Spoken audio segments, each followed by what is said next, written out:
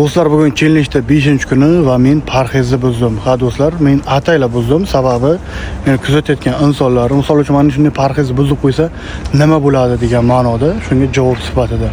Bunga nima bo'ladi? Bunga albatta jarima qo'llaymiz, ya'ni yuklamalarni oshiramiz. Xo'p, nima qilamiz? Men har doim qilayotgan ishim, tuxum bilan parhez qilayotgandim, tuxumni endi 6 taga kamaytiraman bir kun.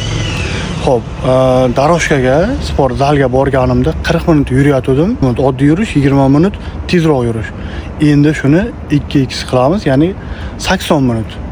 30 minut oddiy yuramiz, 30 minut tezroq yuramiz va 20 minut yuguramiz.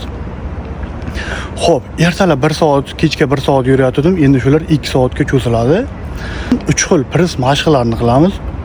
3 podxoddan 9 ta bo'ladi. Og'ir ko'tarish mashqlari bo'layotganda, og'ir toshlar ko'tarayotgandim. Uni ham 2x qilamiz. Men 5 marta ko'tarayotgandim, 10 tadan 50 ta. Endi uni 100 taga ko'taramiz. Ha do'stlar, mana shunday jarima bo'lib turadi. Videoni qorni bor do'stlarga jo'natib qo'ying. Agar qandaydir treninglarga qatnashmay, shunchaki tekinga ozmoqchi bo'lsangiz, albatta meni kuzatib boring. Birinchi kungacha rezultat ko'rasizlar do'stlar. Bugun 5-kun. Natija esa wow. Shunchaki wow.